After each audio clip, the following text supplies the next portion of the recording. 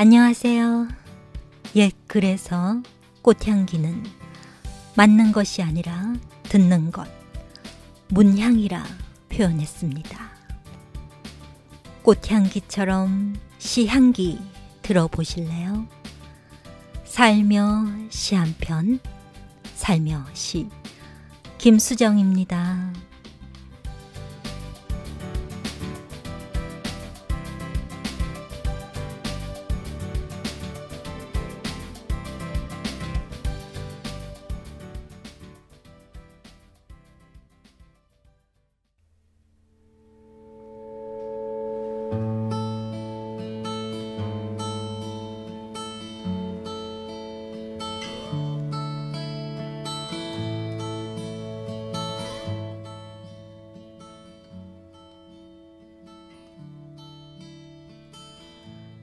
향수.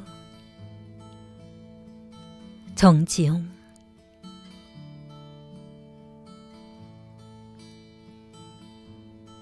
넓은 벌 동쪽 끝으로 옛 이야기 지줄대는 실개천이 휘돌아 나가고 얼룩배기 황소가 해설피 금빛 게으른 울음을 우는 곳. 그곳이 차마 꿈엔들 이칠리야.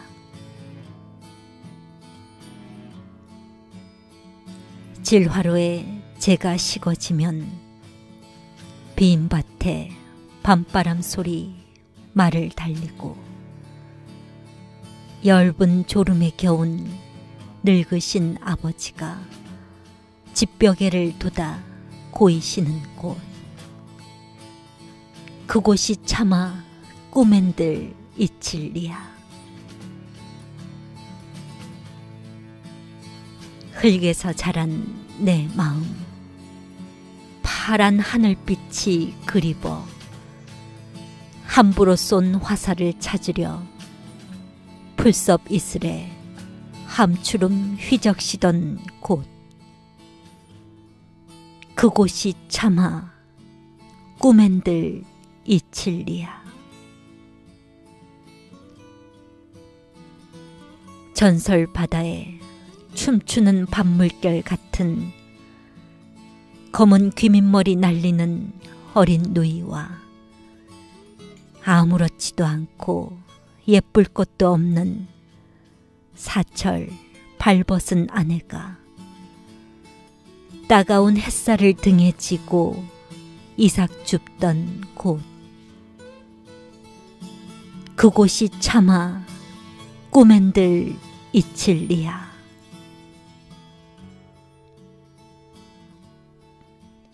하늘에는 성근 별, 알 수도 없는 모래성으로 발을 옮기고 서리까마귀 우지짓고 지나가는 초라한 지붕. 흐릿한 불빛에 돌아앉아 도란도란 거리는 곳. 그곳이 차마 꿈엔들 이칠리야.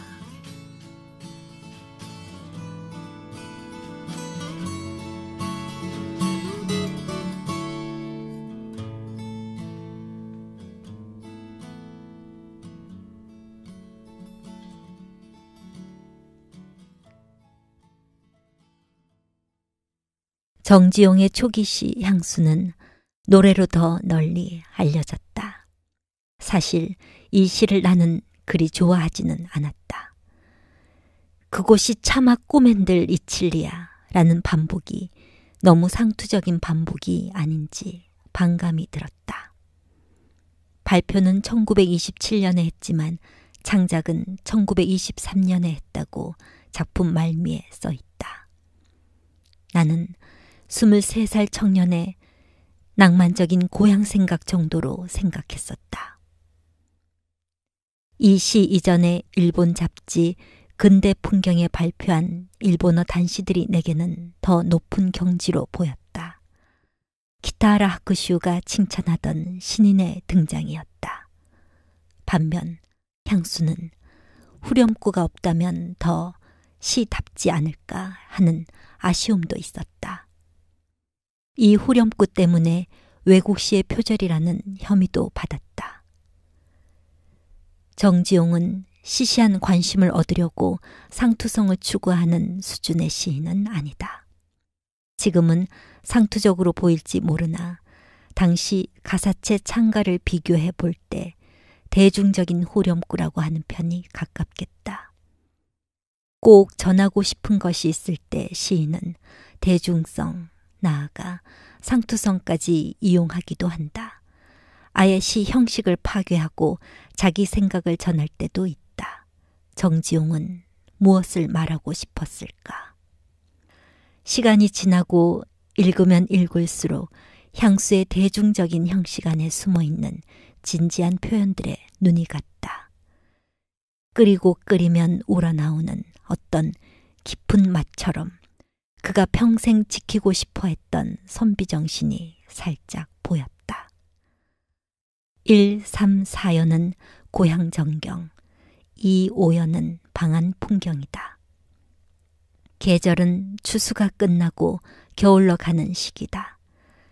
등장인물은 늙으신 아버지, 검은 귀밑머리 날리는 어린 누이, 봄, 여름, 가을, 겨울 늘 맨발로 다니는 아내, 세 사람이다.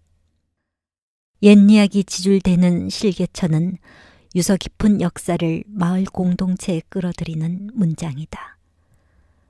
얼룩배기 황소는 우리 전통 칙소일 것이다. 해설피 금빛 게으른 울음을 우는 곳에서 해설피라는 단어에 여러 주장이 있는데 대체로 느리게 서글피 우는 소리라고 한다. 이어는 아버지와 함께하던 겨울밤을 회고하는 대목이다. 질화로와 집벽에는 전형적인 농가의 방안이다.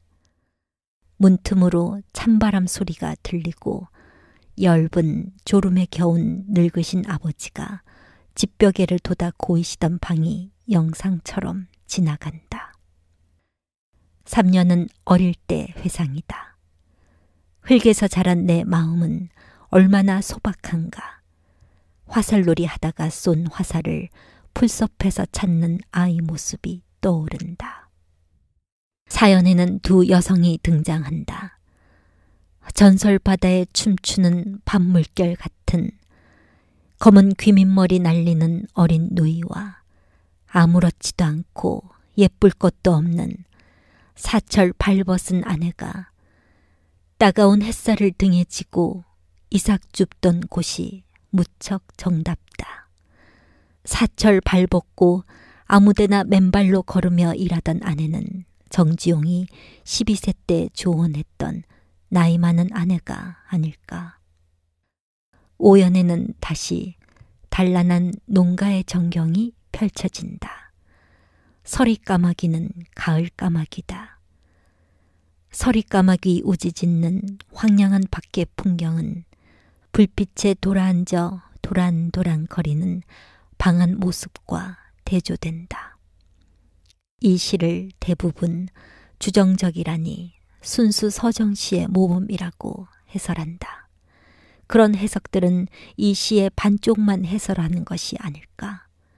그런 해석에는 그가 시에 가끔 숨겼다 꺼내놓는 역사의식을 아예 배제하고 있다.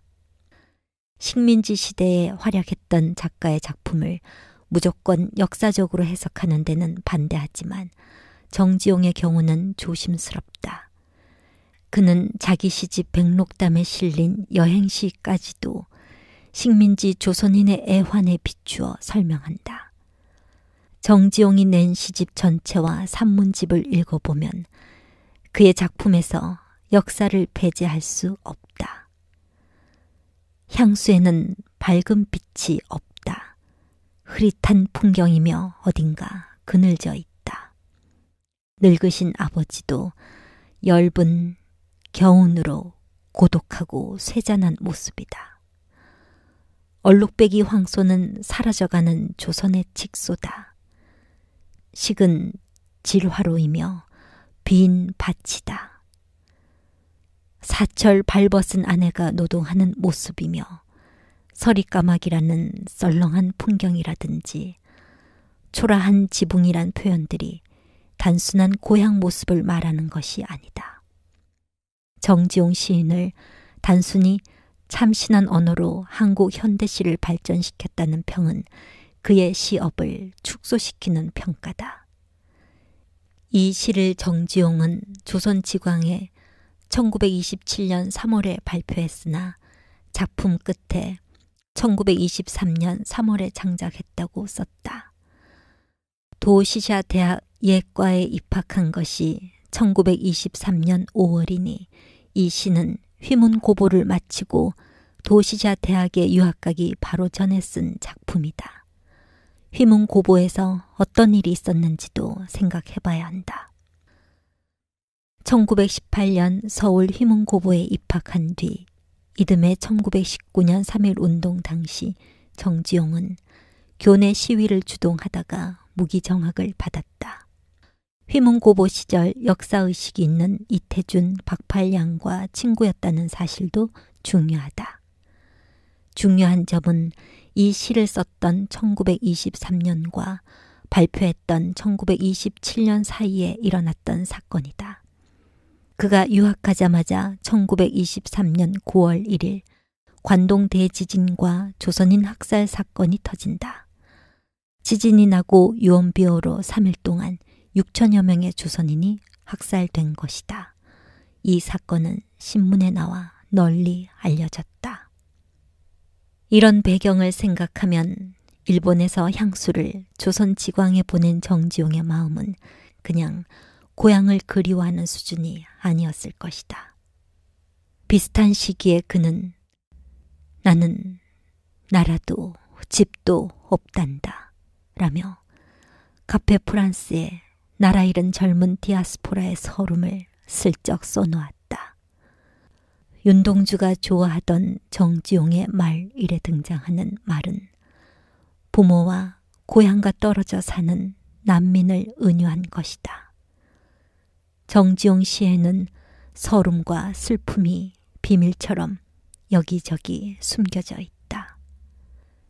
그가 추천한 작가를 보면 그가 어떤 사람인지 알 수 있다.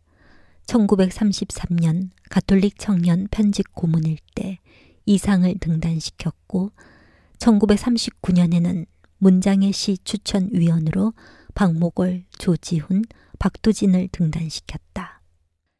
김사량이나 이육사처럼 기관총을 들지는 않았지만 정지용은 최후의 한글 잡지 문장을 지키며 저항했다.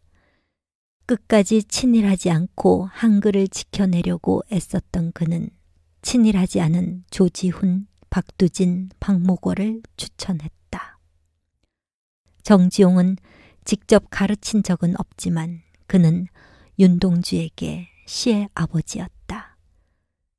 1948년 윤동주의 유고 시집 하늘과 바람과 별과 시에 정지용은 일제 헌병들은 동서달의 꽃 얼음 아래 다시 한 마리 잉어와 같은 조선 청년을 죽이고 제 나라를 망치었다고 서문을 달아 그를 추모했다. 향수에서 그의 고향 충북 옥천의 풍경은 풍요롭거나 화사하지 않다. 조선의 칙소가 느리게 우는 들녘에 토지 사업으로 수탈당한 농민들의 가난한 모습이 실루엣처럼 담겨 있다. 교토에서 귀국한 정지용은 좀 더 직설적으로 상실된 고향을 토로한다.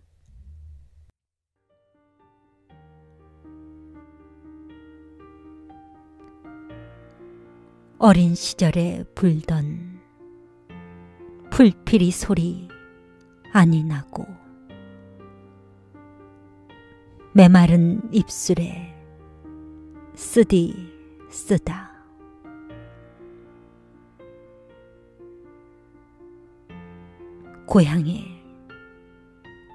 고향에 돌아와도 그리던 하늘만이 노푸르구나.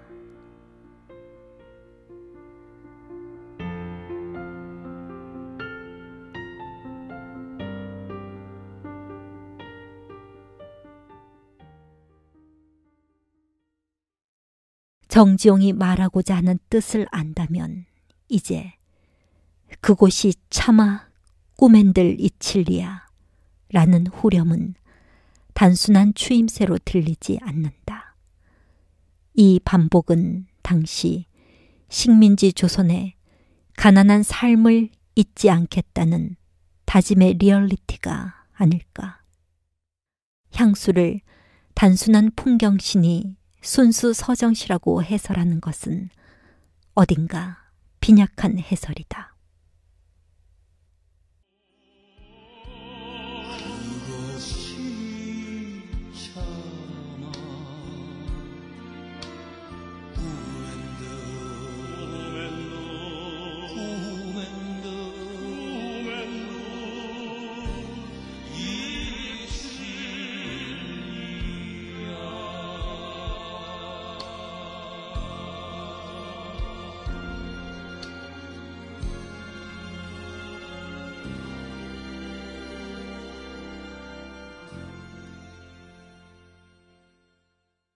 네, 시 노래로 널리 알려진 향수. 오늘은 김은교 교수님의 페이스북에 올려진 다짐의 리얼리티, 향수에 숨어있는 정지용의 약수이라는 글 전체를 읽어드렸습니다. 낭독해드린 향수 전문과 고향 일부를 비롯한 정지용 전체 작품은 정지용 문학관 홈페이지 작품 소개를 참고하시기 바랍니다.